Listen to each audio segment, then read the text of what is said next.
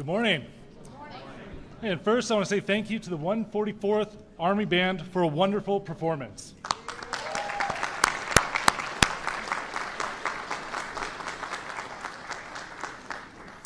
I'm Adam Shaw, retired Master Sergeant for the United States Army and today's MC.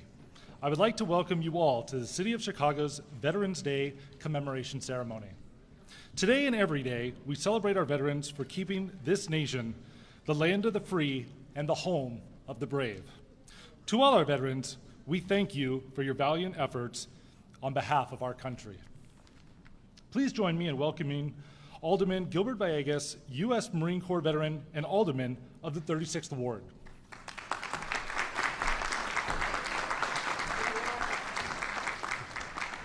Morning, everyone. Thank you for joining us today in recognition of Veterans Day. I'd like to acknowledge some of my colleagues that are in attendance: Alderman Conway, Alderman Hall, Alderman Lopez, former Alderman Balser, and then also Alderman Chris Taliaferro, who's also a member of the Veterans Caucus, but isn't here today. Every year as we approach this day, it seems easier to find veteran-themed events, awards, sales at your favorite store. And those things are nice, but what this day means to me is it provides a moment to remember not just those who served, but also why they served. Veterans represent the best of us: bravery, resiliency, and an unwavering commitment to service.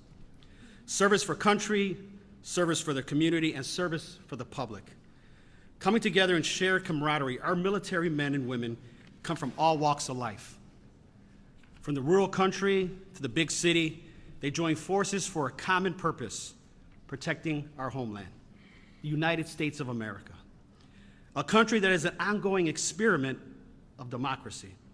Mirrored in that brilliant fact is a reminder to all citizens that there is more that unites us than divides us. We're neighbors, community members, sharing lives together and trying to uplift one another. Here in Chicago, I'm proud to highlight numerous legislative actions that the City Council has taken in support of veterans. Just recently, we became a Purple Heart City. With this designation, the City of Chicago reaffirms its commitment to honor and serve those Purple Heart recipients and those related to them. It is the least that we can do. Thank you.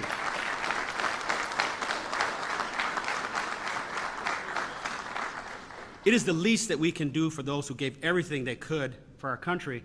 And in the City Hall chambers, you'll see in the north corner of City Hall a POW MIA chair that sits there, remembering those veterans that did not make it back. Additionally, earlier this year in the spring, we passed a veterans preference for affordable housing. Often it's our community that's always talked about when talking about homeless or the unhoused. Well, this City Council, this administration took action. We passed a 10% affordable housing requirement out of the 20% affordable housing to make sure that veterans, those men and women that served and fought for this country, have a place to call home.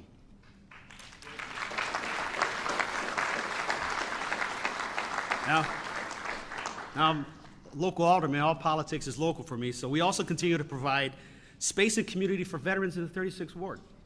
In the summer, we held a Women's Veterans Day event to commemorate the unique experiences of our servicewomen. Paired with that, a resolution we passed at City Council highlighting the 200-year history of women veterans in our military. Additionally, at the end of last week, our inaugural Heroes and Heritage event was held. This will be an annual event moving forward that spotlights the vast majority of Latin American veterans. We were pleased to be joined by Tito Puente Jr., who performs for communities nationwide while also sharing the legacy of his father, the great Tito Puente. A multi-Gram award-winning musician, World War II veteran, in my opinion, the best generation that America has produced.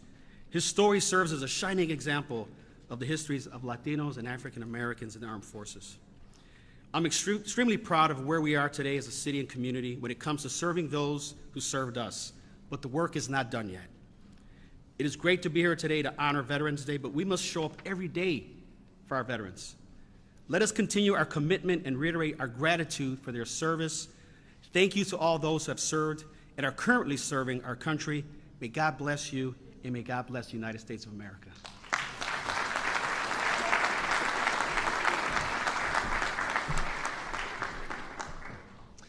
Now let me introduce retired Seabee Chief Petty Officer Leonardo Alicea, Chaplain, United States Navy, for the invocation. Good morning. Good morning. Please remove your covers if you can. Bow your heads. Dear Lord, today is the day we honor our veterans, worthy men and women who gave their best when they were called upon to serve and protect our country.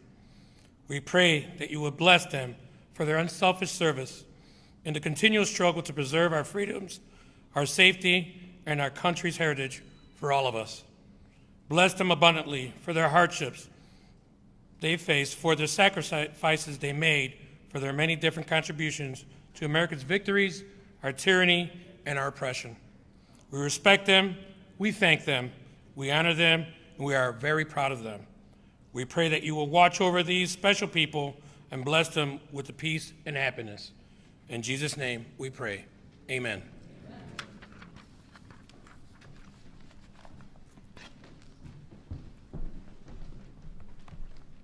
Thank you, Chaplain Alicea. May I ask everyone to stand for the presentation of the colors by the JROTC Chicago Public Schools, Farragut High School All-Service Color Guard, led by Cadet Brigadier General Verlander Tompkins III, Lane Tech High School City Corps Staff Commander.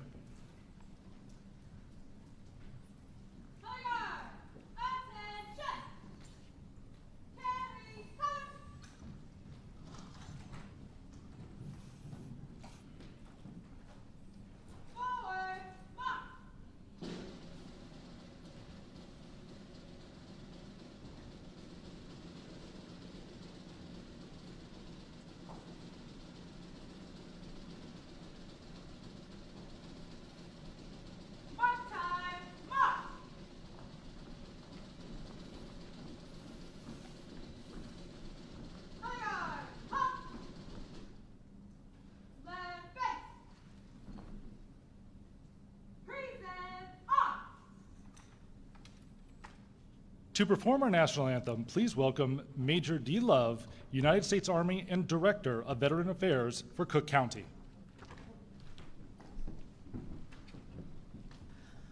Oh, say, can you see by the dawn's early light what so proudly we held at the twilight's last gleaming, whose broad stripes and bright stars through the perilous fight o'er the ramparts we watched were so gallantly streaming, and the rocket's red glare, the bombs bursting in air, gave proof through the night that our flag was still there.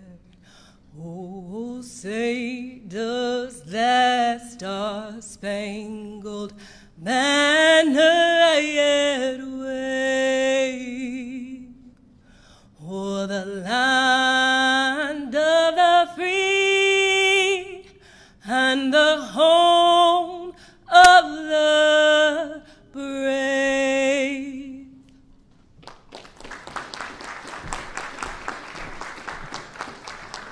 And now, the Chicago Public Schools JROTC City Corps staff will recite the Pledge of Allegiance.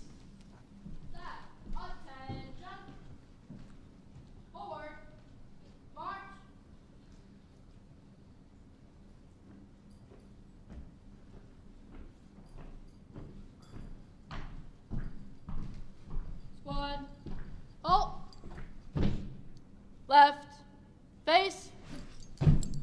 Pledge of Allegiance. I pledge allegiance to the flag of the United States of America and to the republic for which it stands, one nation, under God, indivisible, with liberty and justice for all. Left, face, forward, march.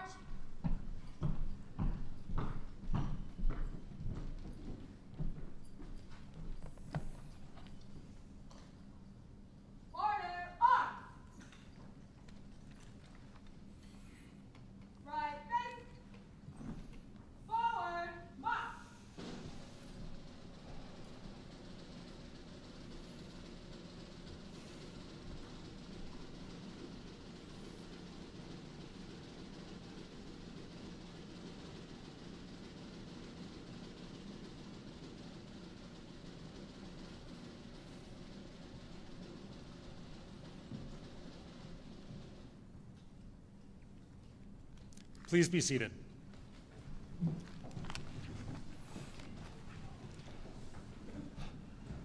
I'd like to acknowledge our elected officials and distinguished guests who are here with us this morning, including Brandon Johnson, Mayor, City of Chicago, Clene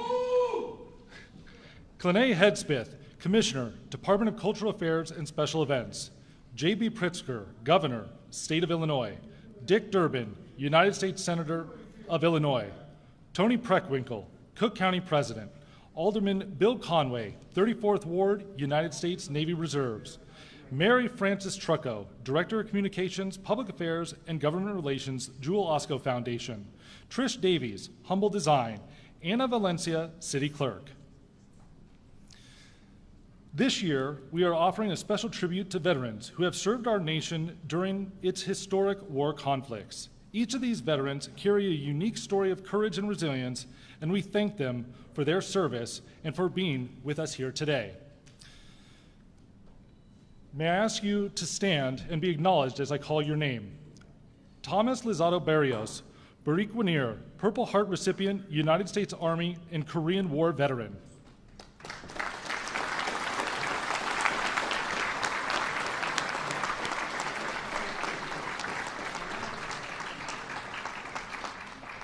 Constance L. Edwards, Colonel retired United States Army Nurse Corps, Vietnam veteran.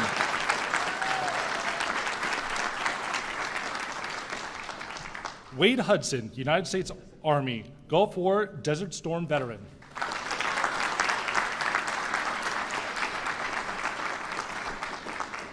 Shamika White, retired United States Navy, post 9/11 veteran.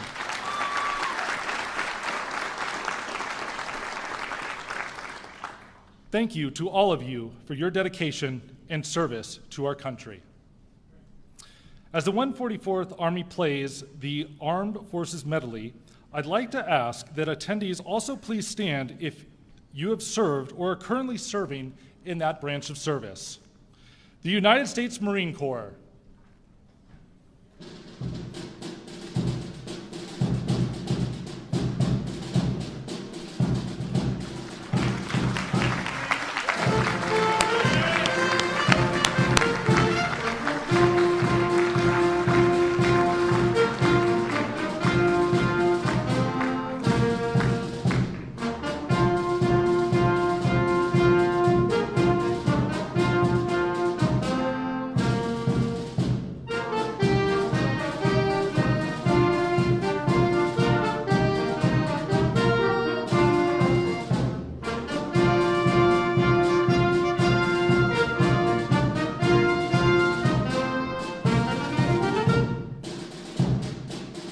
the Navy,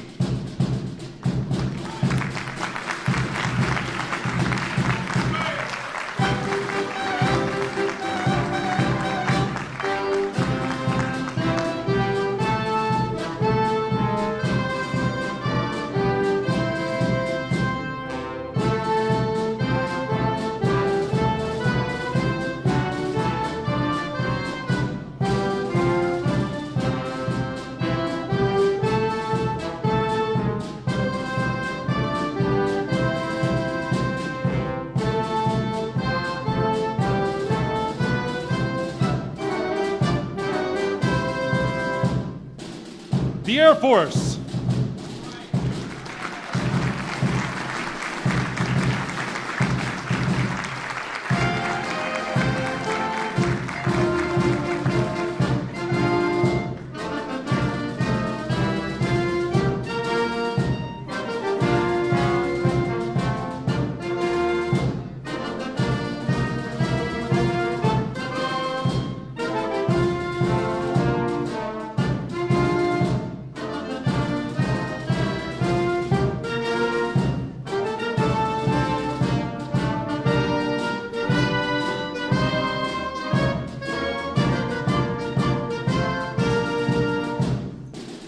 the Coast Guard,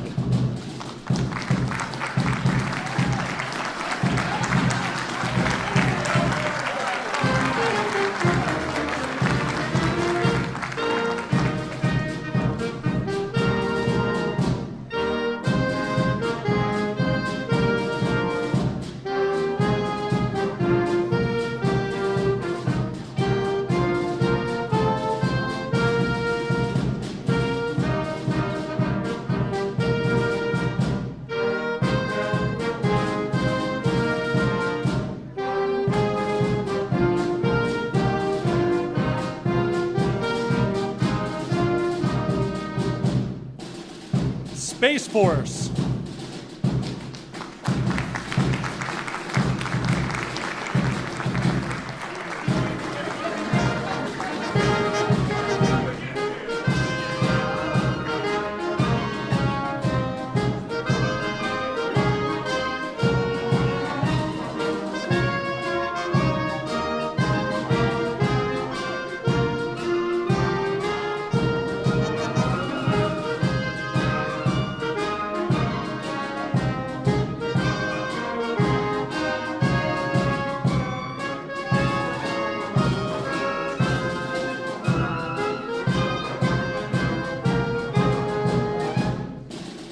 The Merchant Marines.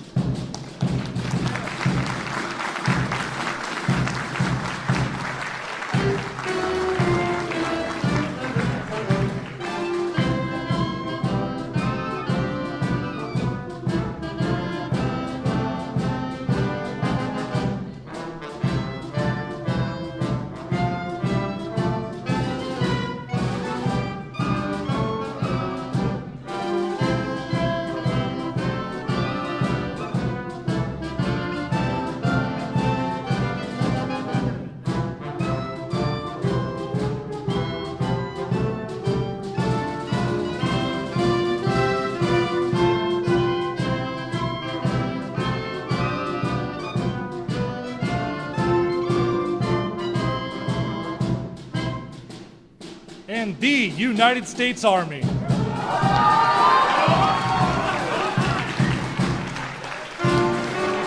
Ooh.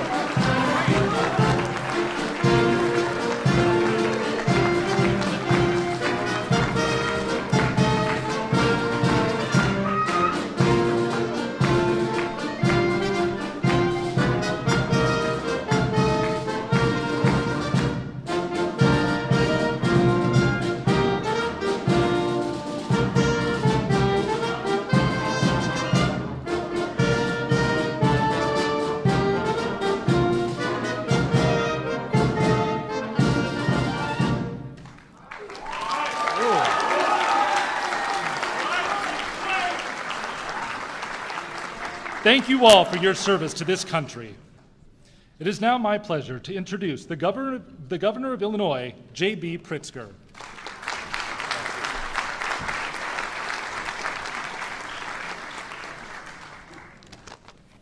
Thank you very much, and good morning, everyone. I can't thank you enough, all of you, for coming out this morning. I'm so proud of those young people in uniform, the cadets who came up here to give the Pledge of Allegiance and bring the colors. I'm just so proud. I'm proud of the city of Chicago, the state of Illinois, and all the young people across our state who are engaged. To all of those who we honor today, thank you. Thank you for your service. This is a day that, for me anyway, gives me such great pride in America. And seeing so many of you as you stood up, veterans in our audience who represent the various branches of service, I could see the pride in your faces as the music is playing and as you are acknowledged by the rest of us for your service. And so thank you for giving us that on this Veterans Day. It's truly humbling to stand before our nation's bravest. America's pride is with the men and women across our nation and right here in Illinois who are assembled and span multiple generations. The veterans and active duty service members here today represent every branch of our storied armed services, though I did not see anybody from Space Force here today. Hope to see that soon. But your unyielding commitment has brought to our defenses the security that all of us want to and need to feel as Americans. And you have protected all of us, and especially the most vulnerable people across our city, our state, and our nation. But regardless of where or when or how you have served, whether in the Army, the Navy, Air Force, Marines, Coast Guard, Merchant Marines, or the Space Force, whether you were called to Europe or Asia or remained here protecting the homeland, or I guess someone went up to space, The sacrifices that you have made, each and every one of you, have brought safety and security and comfort and prosperity to an untold number of people and their communities. And for that, this nation owes all of our soldiers an enormous debt of gratitude.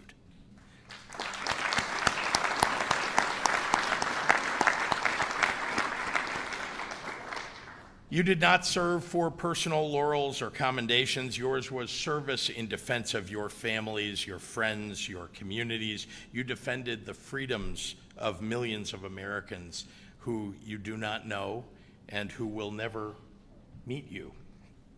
But you served vigilantly to defend an idea that liberty, that equality, democracy are worth fighting for. That America, however imperfect our founders thought we might be, is the greatest nation on earth, and it's one worth fighting for. Our conflicts and alliances have changed considerably over the years, yet each generation's commitment has not wavered, from our greatest generation, our World War II veterans, to those just returning from Eastern Europe or the Middle East.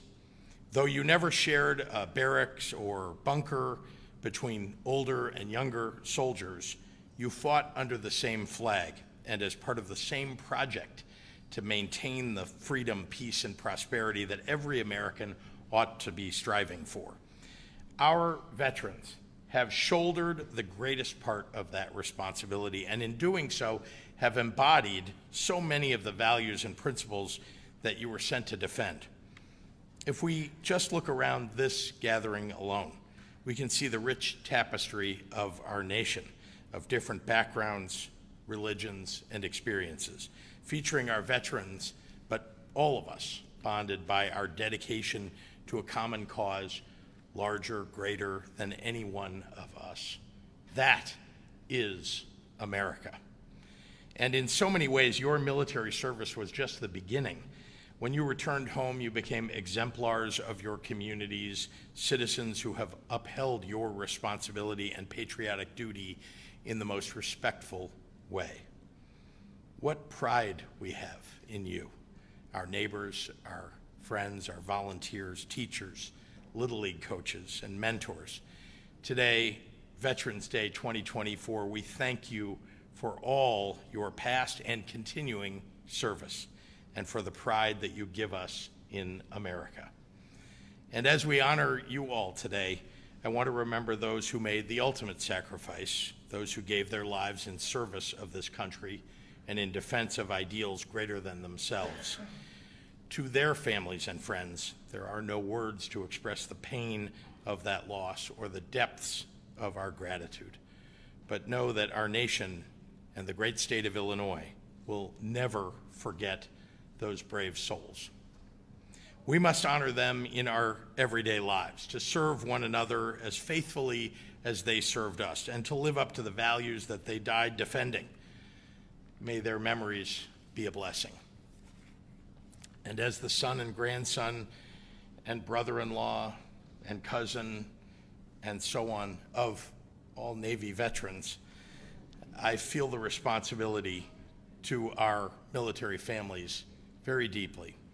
That's why I have made deep investments in the health and well-being of those who put their lives on the line. We have invested in better facilities, including completing and opening the long-stalled Chicago Veterans Home and building a new state-of-the-art Veterans Home in Quincy, Illinois. We have made in-state tuition free for veterans at public institutions, helping soldiers transition back to civilian life with the skills that will give them good-paying jobs. Beyond new facilities and resources, though, we must exhibit the values and strive for the ideals that our veterans have stood for. As you all did, we must keep the promise of America. Thank you all for your service. May God bless our veterans and active duty soldiers. God bless the land of Lincoln, and God bless the United States of America.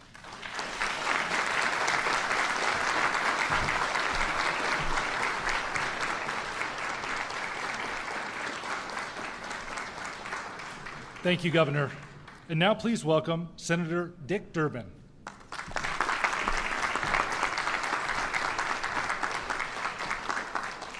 It is an honor to be here today. I also want to say hello and best wishes from my colleague, Tammy Duckworth.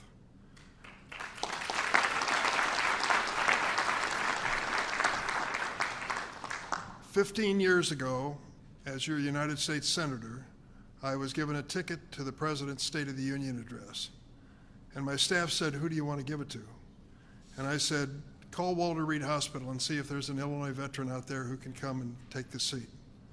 A few minutes later, they said, we found one. It's a woman. She served in the Illinois National Guard. She was a helicopter pilot over Iraq. Her helicopter was shot down and she'll be here. That's the first I ever heard of Tammy Duckworth. A few hours later, the doors opened to my office, and full dress uniform, in comes Colonel Tammy Duckworth with her husband Brian pushing her wheelchair, both of them members of the Illinois National Guard. When I met her and spoke to her, I realized it had only been a few weeks since her helicopter had been shot down. She'd gone through a series of surgeries, and there she was, big smile on her face, as my guest. I thought, this is one of the most extraordinary people I've met in my life. We became friends. I gave her my telephone number, and she became the ombudsman at Walter Reed. Next thing, I'm helping sergeants from Texas and people from California. Whoever Tammy ran into, she gave them my number. But that was okay. So I called her a few weeks later and made a bold suggestion, not sure what kind of reaction she would make to it. I said, there's an open congressional seat in your state of Illinois. Would you run for Congress? I thought she'd laugh out loud, but she said, I have to talk to my husband, Brian, first. And I said, please do that. Then I had my fellow United States Senator, Barack Obama, call her as well and urge her to run. She says that she was in a weak moment because she was on meds at the time, but she agreed to do it. She didn't make it in her first try for public office. She made it in her second try to Congress and ultimately in the United States Senate. My friends, I want you to take pride as people from Illinois to know that she is the strongest, most authoritative voice when it comes to veterans in Capitol Hill. She speaks for everyone.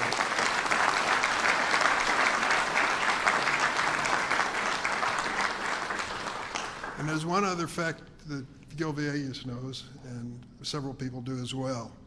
In the group of new United States senators coming out to Washington in the next few weeks is a Senator Ruben Gallego, who is from the state of Arizona, born and raised in the city of Chicago, back of the yards.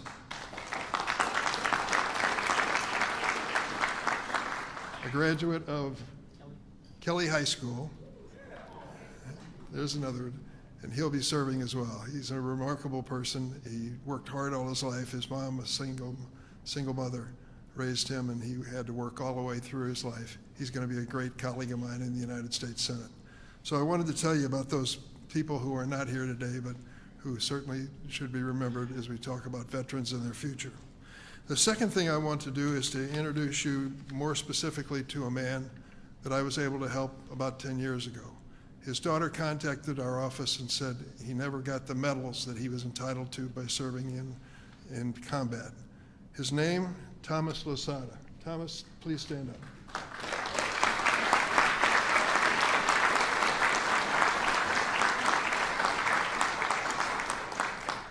I want to get this point across because it came up a few weeks ago in the course of the campaign, and it should be clarified.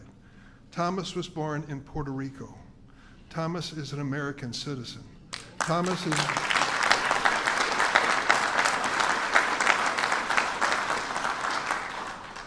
was one of the 4,500 Puerto Ricans who volunteered to serve in the Korean War. 1,700 of them lost their lives. Over 500 were wounded. But he came back having earned 2 Purple Hearts as a sergeant in the United States Army.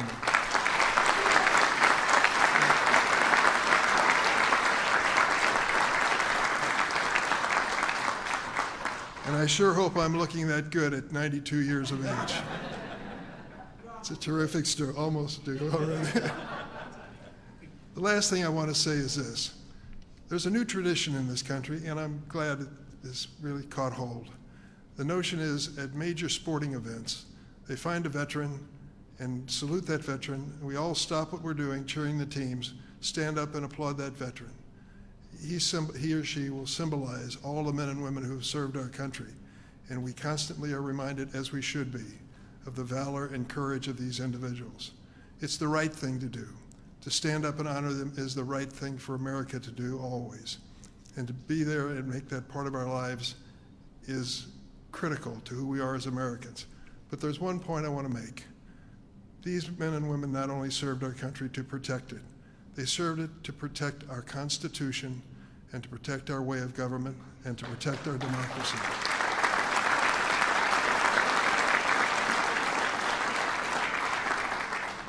We had an election a few days ago. Did you hear about it?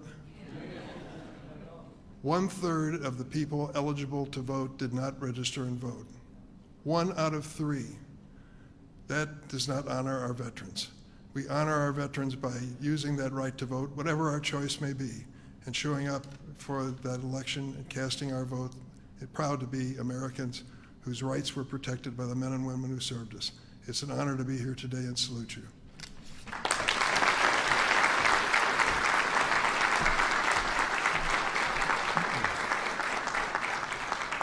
Thank you, Senator. Please welcome Cook County President Tony Preckwinkle.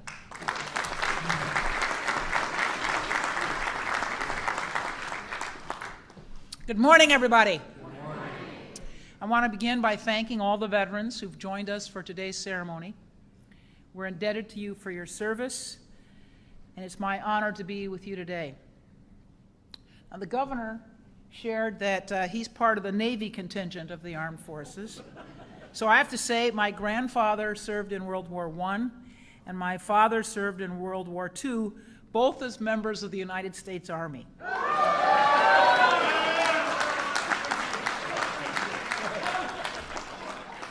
So I have to say, while I'm grateful to all the members of our armed forces who've served, I have to admit that I'm a little bit partial to Army vets.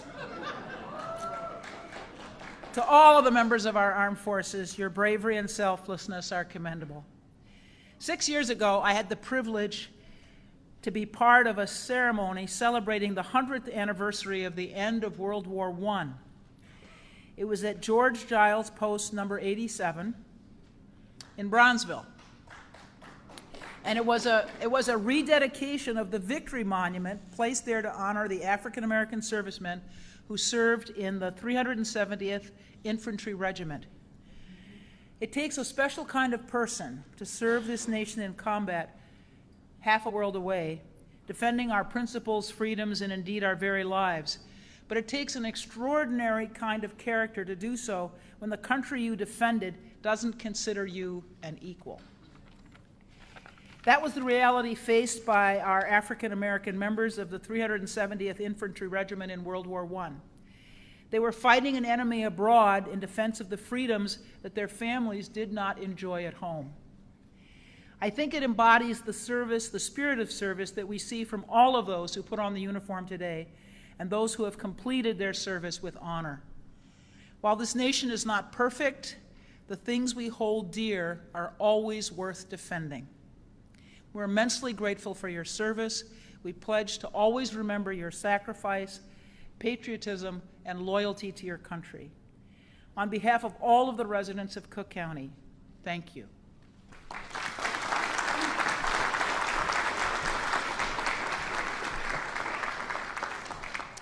Thank you, President Preckwinkle. I would now like to introduce Kevin Barcez, Director of Veteran Affairs for the City of Chicago.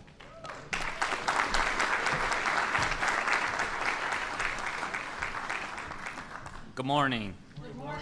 Today, I have the honor of presenting an official resolution designating Chicago as a Purple Heart City to Lieutenant Colonel retired Eldridge Johnson, Jr. on behalf of the Military Order of the Purple Heart.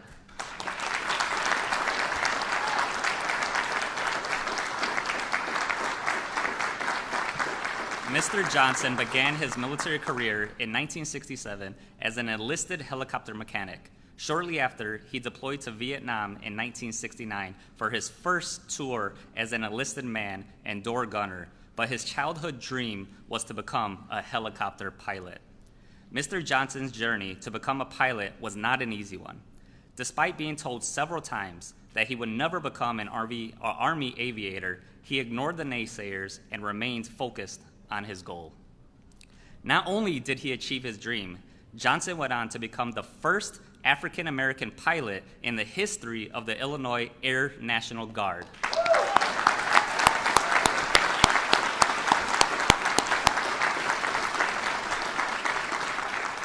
In September of 1971, during his second tour in Vietnam, this time as an officer and gunship pilot, Johnson was forced to make an emergency landing during a test flight after his Cobra gunship lost all transmission fluid. Johnson safely landed the aircraft near an enemy village before transmitting a Mayday message. Aircraft returning from another mission heard the Mayday call and conducted a blocking maneuver to keep local villagers away from the scene while Johnson diagnosed the cause of his premature landing. Johnson's previous experience as a helicopter mechanic allowed him to repair his aircraft before piloting it back to his base.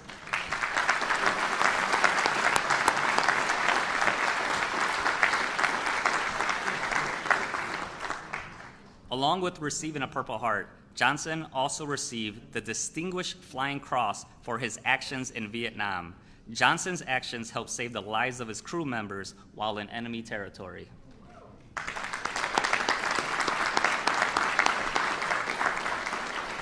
Johnson continued serving in the Air National Guard until his retirement in 2002, but he continued flying Boeing 747s for the United Airlines in his civilian life.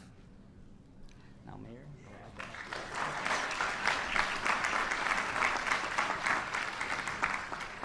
Now, on behalf of the City of Chicago and Mayor Brandon Johnson, we are proud to present this resolution to Lieutenant Colonel Retired Eldridge Johnson, Jr. on behalf of the Military Order of Purple Heart.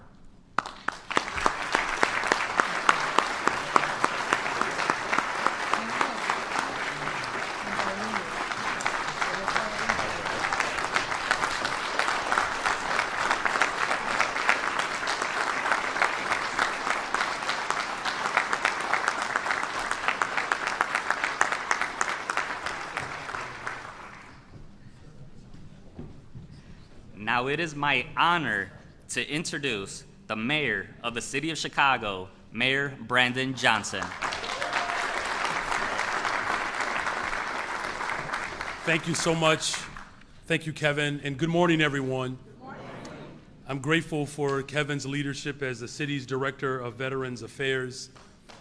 Yes, let's give him a nice round of applause, Mr. Barces. And of course, I'm very proud that Chicago is now officially designated as a Purple Heart City, and recognizing our dear brother, Brother Eldridge Johnson, Jr. of the U.S. Army. There was just one part that was left out. Though he is officially bilingual now, he is a West Sider, by the way. So West Side and South Side. And in the spirit of collaboration of the West Side and the South Side, I do know that Governor Pritzker and Cook County Board President have very particular allegiances, but being the uniter that I am and having had relatives serve in multiple branches of government, as well as multiple branches of the armed forces, I am for every single for armed forces, right? So all of you are deeply a part of my heart and my tradition. But it is truly humbling and very much an honor to commemorate Veterans Day. It's crucial that we not only do it on a day, but to have our veterans a part of our existence and presentations throughout the year.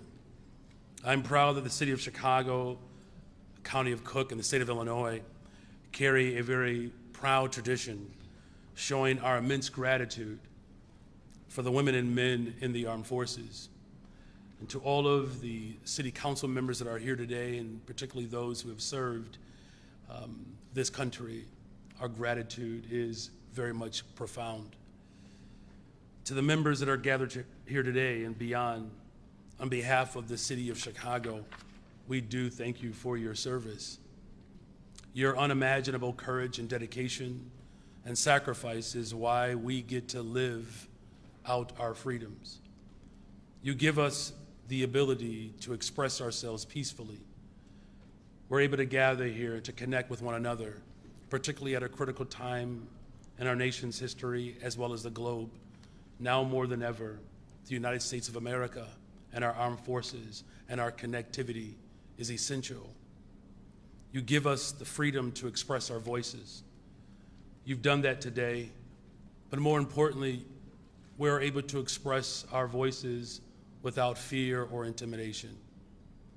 You give us the freedom to pursue our happiness, opportunities that come about in this amazing country. You also give us our freedom to understand the beauty and the joy of our shared history. Leave it to a social studies teacher to remind people that the armed forces were filled with individuals who come from respective communities in which they were not embraced. And as a fellow social studies teacher, it does give me a tremendous amount of pride and honor to know that every single major conflict, particularly here in the West, it's black soldiers and black women and men who died bravely fighting for an opportunity that one day would lead to a black man running the country and a black man running the city of Chicago.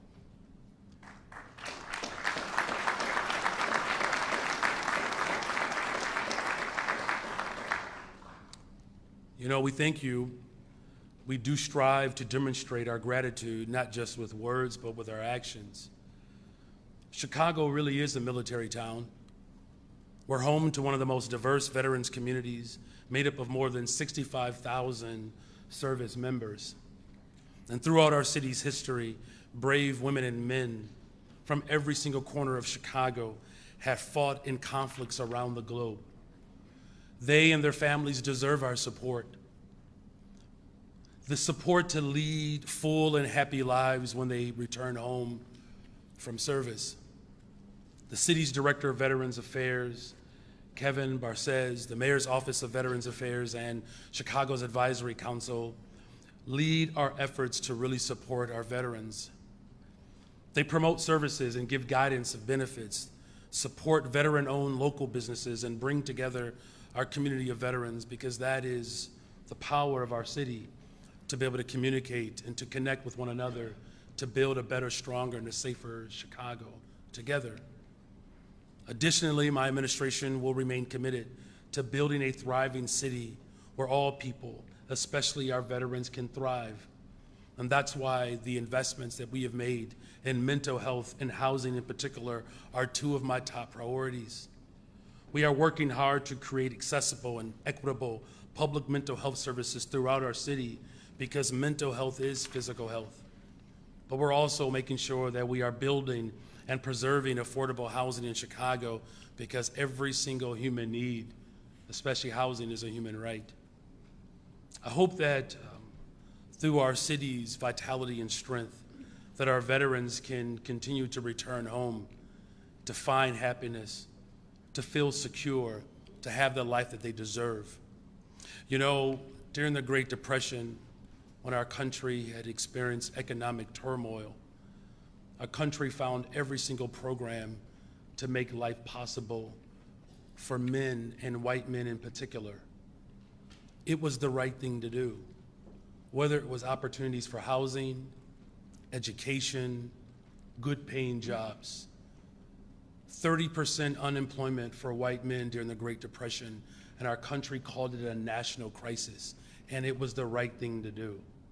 And now today, we do have an economic and a national crisis where too many people, brown and black, who have served this country do not have true economic stability. And that's why it is incumbent upon all of us to ensure that the opportunities that have been afforded as the right thing to do for women and men, that we also make sure that those opportunities are afforded for brown and black women and men.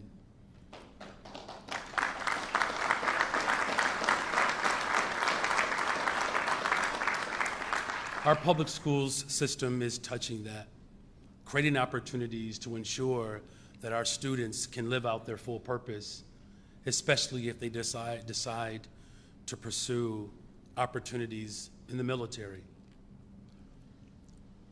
But what brings me tremendous pride today is to know that Chicago has rich and deep history that has affected the globe. Today, I have the distinct honor of introducing our keynote speaker today. He's a proud Chicago veteran. His name is William J. Walker, but to put some respect on his name, we call him Major General William J. Walker.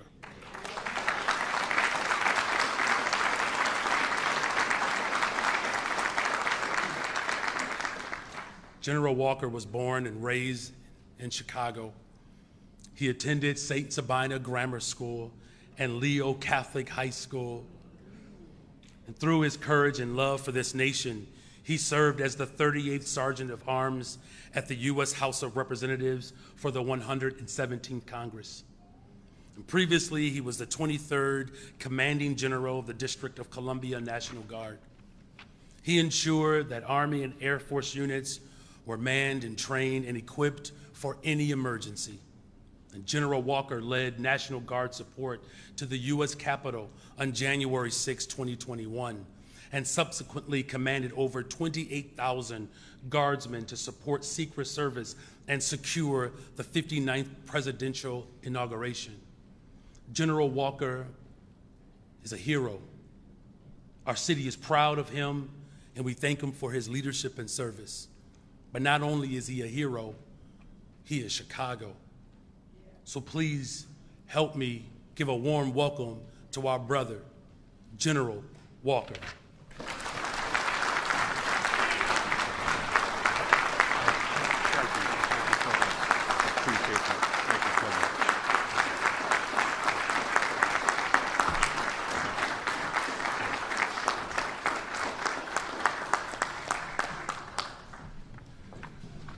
Well, good morning, everyone. I'm absolutely delighted to be here. I just wanted to say that, yes, Chicago is still in my heart. I left here in 1984. I was a DEA special agent here for 2 years as well. I've been blessed, amazingly blessed. So University of Illinois at Chicago Circle at the time. I graduated from there and then later received a master's degree from Chicago State University. And there's one thing about the United States military, we invest in people.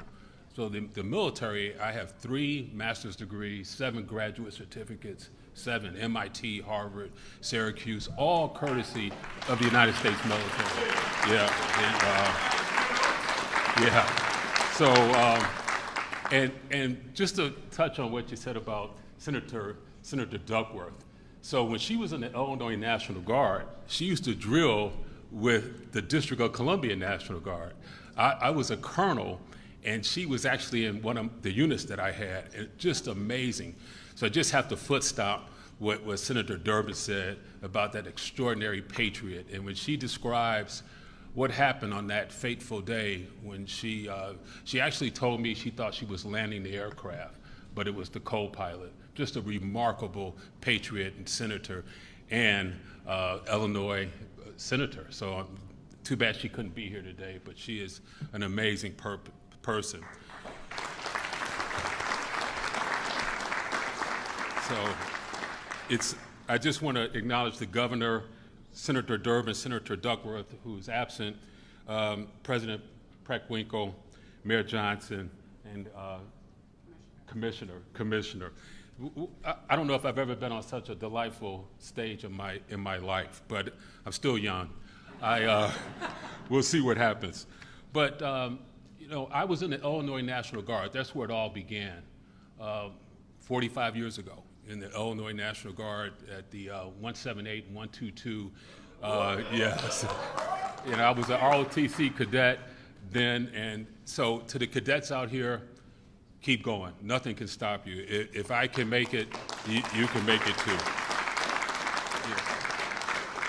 Yeah. And I just want to share how foundational the Army is. I retired from DEA as a Deputy Assistant Administrator. I came on as a GS-7 Special Agent right here in Chicago and worked my way all the way up with what I learned as a soldier and as an Army officer. I brought that to everything I've ever done. So I'm just so thrilled, as the governor said, to see all these cadets, and the mayor said, to see these cadets out here. So today marks 106 years since the end of World War I, the Great War. At the 11th hour on the 11th day of the 11th month, guns fell silent and peace was secured. Since then, we as a nation have gathered each year to express solemn pride in the heroism of those who fought for freedom. In 1954, President Eisenhower expanded this day to all veterans, not just those who died in service, but those who lived on to continue serving in their country and in their communities. Here in Chicago, we are home to one of the largest veteran communities in our nation. 66,000 veterans. Chicago reflects the breadth and depth of service that has protected and preserved our freedoms and always will.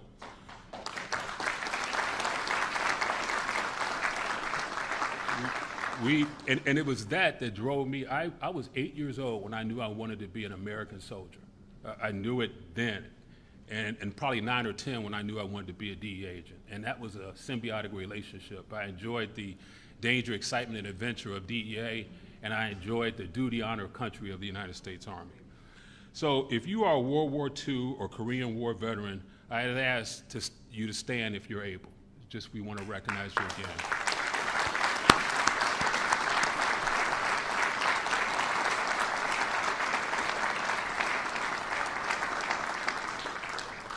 And for those who served in the Cold War, which wasn't always cold, and those who have defended our nation since September 11, 2001, we thank you for your ongoing commitment to the defense and service of this nation.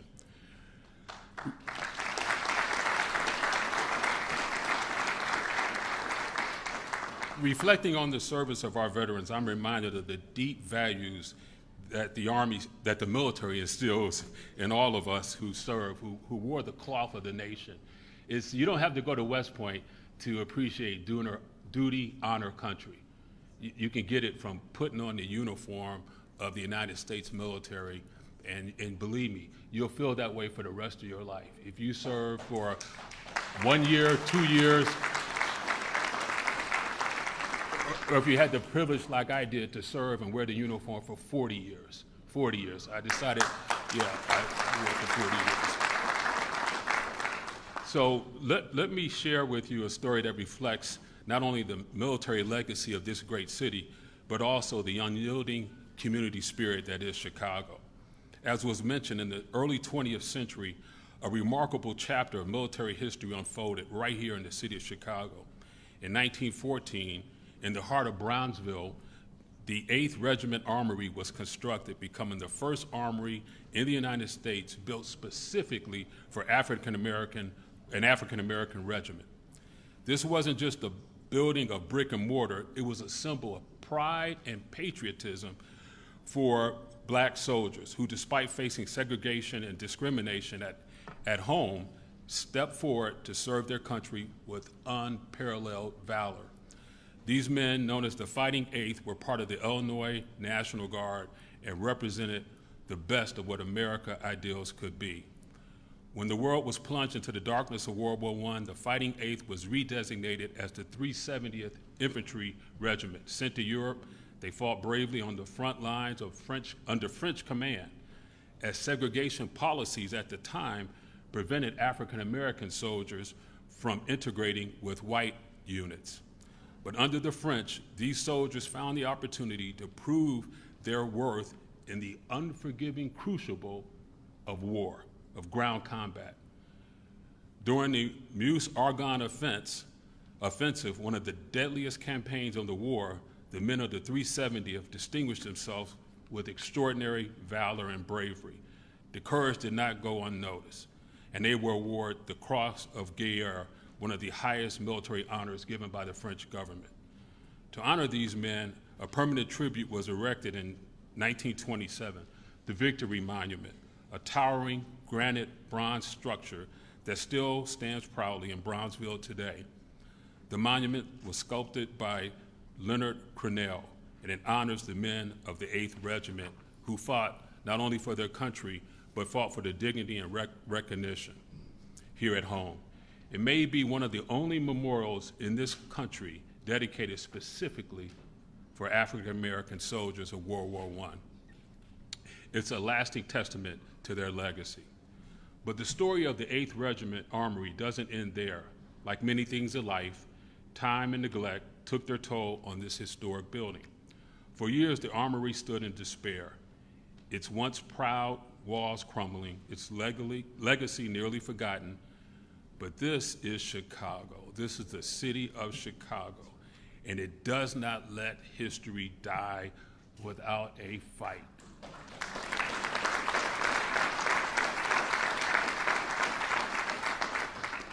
In the late 1990s, the community of Bronzeville came together. Veterans, civic leaders, educators, and local residents all united with one goal: to restore the 8th Regiment Armory, to honor its history, and to breathe new life into its hallowed halls. Through their dedication, this once neglected building was transformed into the Chicago Military Academy, Bronzeville, a beacon of learning and leadership for future generations. Today, the Chicago Military Academy stands as a pearl of Bronzeville, a living testament to the spirit of those who came before. Every student who walks through those doors participates in Army Junior ROTC.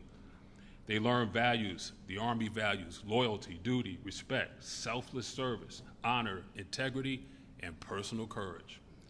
The same values that the men of the Fighting Eighth carried with them into battle. The Academy preserves the Armory's legacy while instilling in its students the same sense of duty, pride, and courage that defined the regiment. Through this school, the memory of the Fighting Eighth lives on, not just as a story of the past, but as a living, breathing part of Chicago's future. It is a reminder that while the Armory was built for warriors, it now serves to build leaders, honoring both its history and its legacy for generations to come. These same values form the backbone of the United States Armed Forces: loyalty to the Constitution, duty to fulfill our responsibilities, respect for all individuals, selfless service that puts the nation's needs first, honor in every action, integrity in every decision, and personal courage in the face of adversity. These are the foundational principles that have defined our veterans and that continue to guide our military today. But while we reflect on these values, we must also recognize the new threats we face. The world is more unpredictable than ever, with great power competition from China and Russia intensifying, Russia's invasion of Ukraine sparking the boldest conflict in Europe since World War II, and ongoing tensions with rogue regimes like Iran and North Korea. The challenges before us demand vigilance. In the words of Albert Einstein, the world is a dangerous place to live, not because of the people who are evil, but because of the people who don't do anything about it. Well,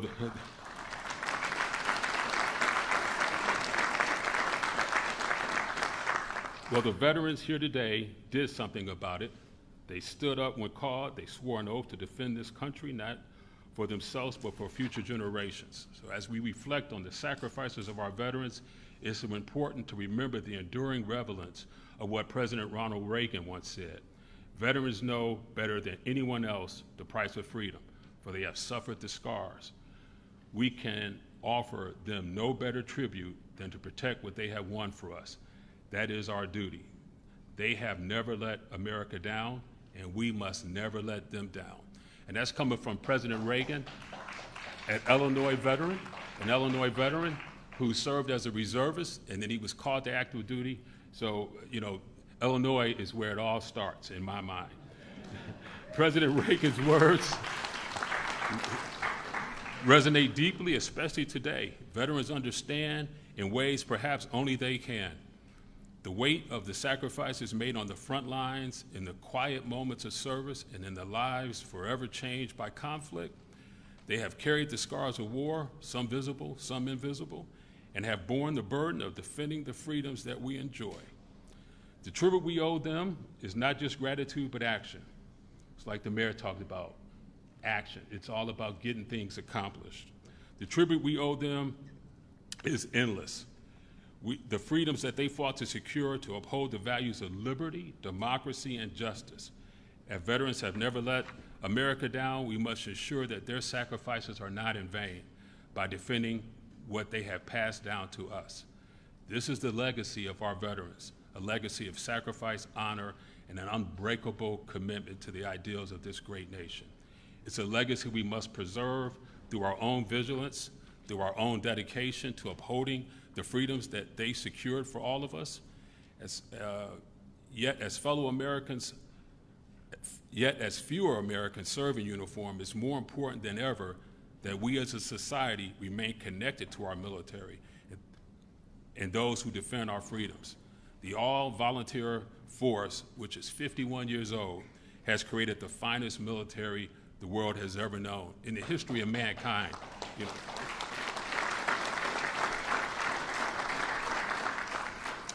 The burden of service falls on fewer and fewer shoulders. It is up to us, veterans and civilians alike, to honor the values of service and ensure that future generations understand the price of freedom.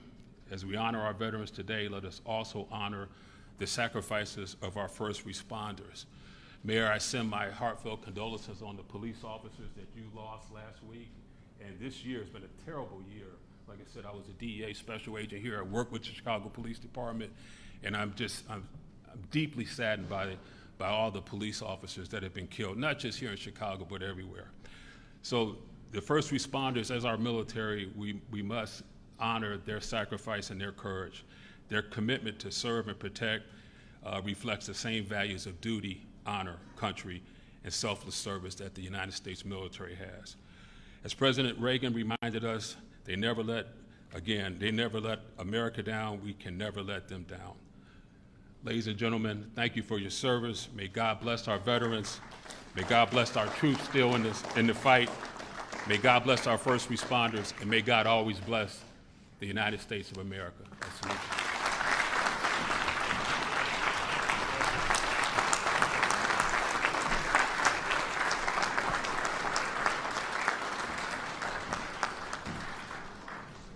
Thank you, Major General William J. Walker.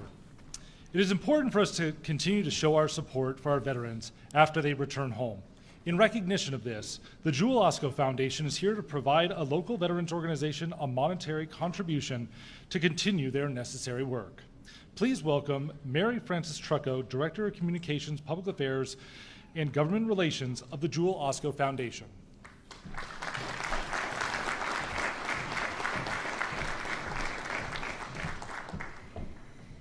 Thank you for allowing Jewel Osco to be part of this event today, and thank you to all of our veterans for their service. Partnering with local veterans organizations is one of the pillars of the Jewel Osco Foundation. We have supported many organizations in the Chicagoland area with monetary in-kind donations, namely the USO Midwest Chapter, VFWs, Midwest Veterans, Shelter for the Homeless Veterans, Operation Support Our Troops, Canines for Veterans, and the Rush Road Home program. We've also hired veterans, many of whom have called Jewel Osco their second career because of many opportunities, employment opportunities that we have. For several years, Jewel Osco has partnered with Humble Design Chicago, an organization that works with formerly unhoused veterans and families by designing and furnishing homes and apartments at no cost that the individuals have secured.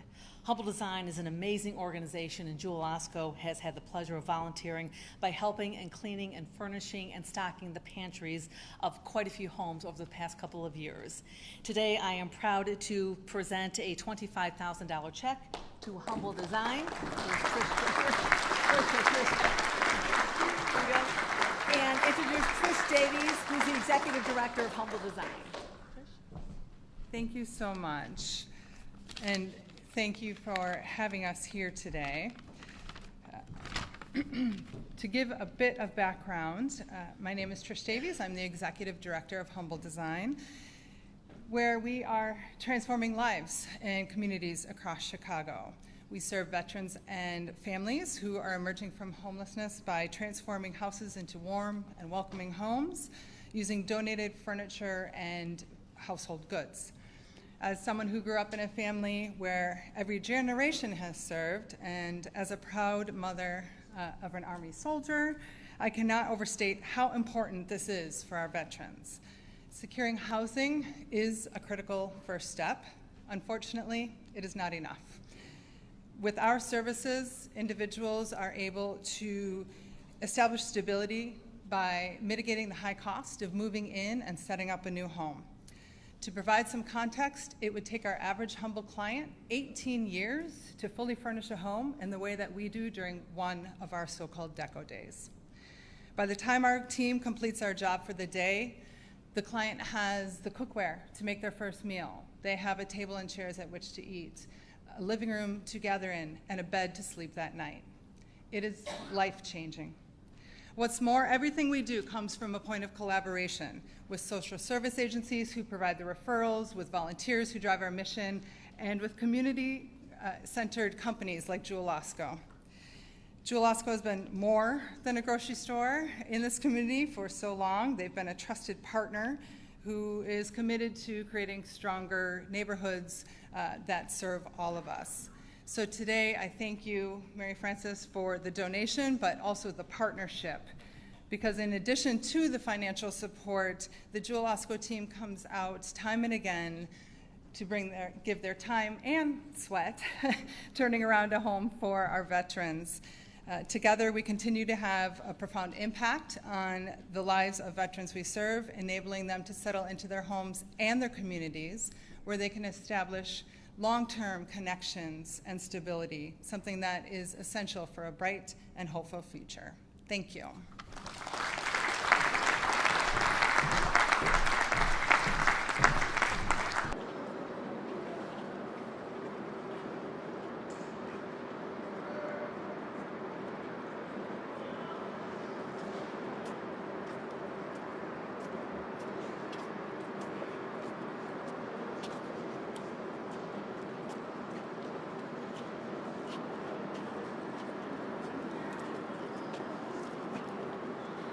Down.